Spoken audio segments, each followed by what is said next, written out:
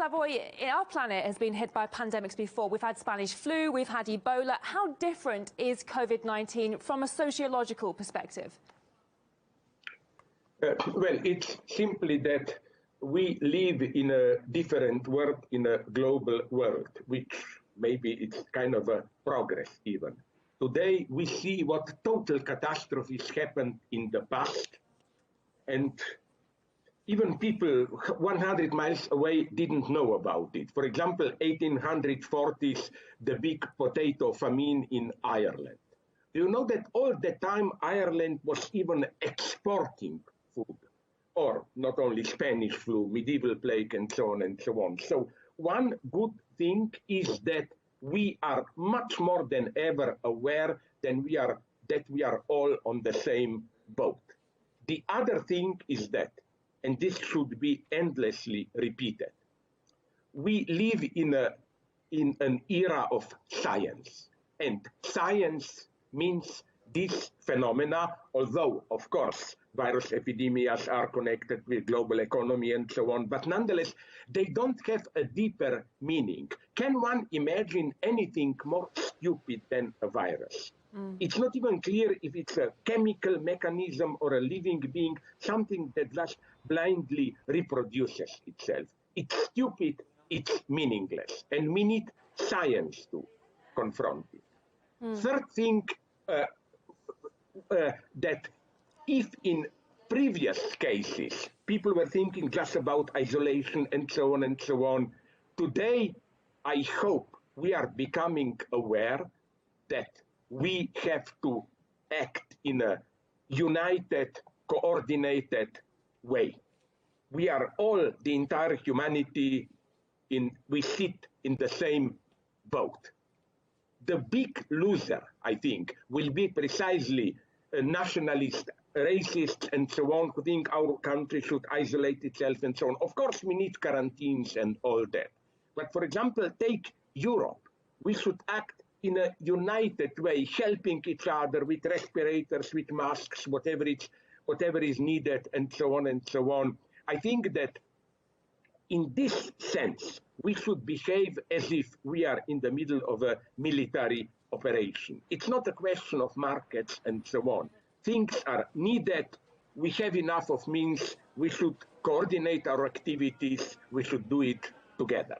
It's really either some kind of, nothing to do with sad experiences of the 20th century, some kind of communism, where I simply mean strong global international cooperation, coordination, transparent to the public, sharing information, coordinating activities, and so on. Either this or a very, very sad world.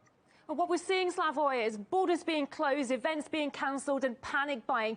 Do you think this kind of hysteria is blowing the virus out of proportion? Maybe, but maybe not. We don't know, because numbers are so ambiguous. We don't even know what is exactly happening. My only hope, it's a crazy hope, it's that, of course, this doesn't make the epidemics worthy. We shouldn't be glad about it, but that maybe one of the side effects will be that we will first learn not to take many things we're used to having them at our disposal, not to take them for granted. We in the Western countries are used to have fruits from all the world, to travel freely, and so on and so on. Now this is out. We have to, maybe this will bring a kind of a new wisdom. We have to really accept the fragility of our lives. That's my lesson. The second lesson, I'm thinking about how some people are overworked, medical doctors, people who take care of the elder and so on, while others are stuck at home, don't know what to do. Well, try to think, I'm telling them. Maybe this is a moment not just to be in panic, but to step back and reflect. My formula is the situation is way too serious to be in panic. Panicky reactions are not don't take the thing serious. They think if you do something crazy, like buy all the toilet paper and so on, it will help you. No, it's too serious to be in panic. We should step back and reflect. What is our mode of life? How should we change it? Because we should be aware of one thing. It's not just, let's just go on calmly and in 2-3 months it will be over. Maybe this epidemic will be over. But what will happen in the fall? There are other epidemics, there are other ecological catastrophes, and so on and so on. I think that even when things will hopefully return to normal, it will not be the same normality as the normality in which we lived till now. We will have to change our mode of life. As far as we know, nobody's immune to catching this virus. And as we just noted, a number of politicians have also contracted the virus. Some have died. How will the virus affect politicians when it comes to running the countries? I don't think this is a serious threat or a question. What worries me more is general class divisions that are exploding. For example, friends from New York are telling me that all the rich people are leaving New York, either flying to some isolated, all the rich people, they're either flying to some isolated Caribbean islands or to their small huts somewhere in the north of the state of New York.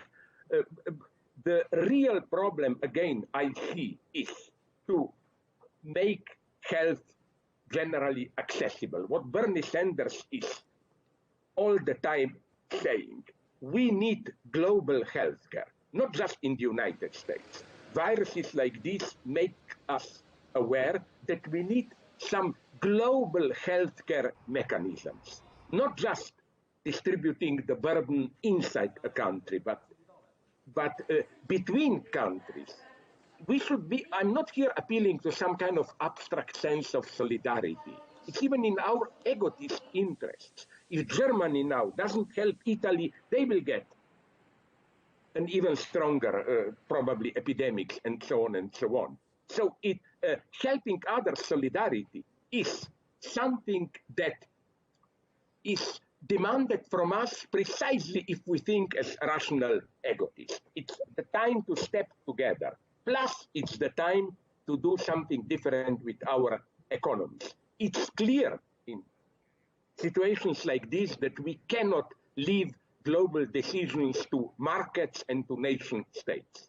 State has to intervene, but in a way which promotes international cooperation. Only in this way something can be done. Otherwise, we will return to some kind of a primitive medieval society, states fighting each other with numbers of victims at the level of plague epidemics and so on and so on. It's really a deep ethical choice. We need, I'm afraid to use the word communism, but a new common awareness and also wisdom. Wisdom of becoming aware what a fragile entity we are, we humans of our Earth. We are not now being threatened by some intelligent aliens, but by the most stupid reproductive mechanism that one can imagine. It's a good lesson in modesty. Do you see a sense of irony here now that the virus is particularly deadly for the older generation? And in the US, we have candidates running in the election that have never been so old. You know, Bernie Sanders is 78, for example, and Biden is not that much younger.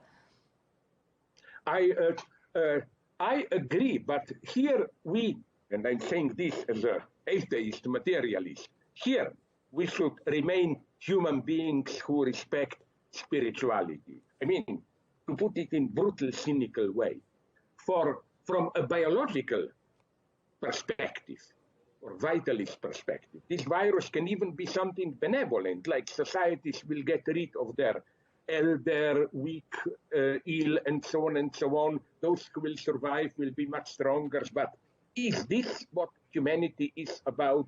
The last regime that I know, which thought in these terms, were the Nazis, who were killing not only Jews and Gypsies, Roma, but also people in psychiatric hospitals, elder, ill people, and so on and so on. Are we dead, or are we a spiritual unity? Here we should all insist that no, we are more than another more complicated species of spiritual animals. Sorry, of animals. We are spiritual beings. Slavoj Zizek, thank you for your time. We appreciate it.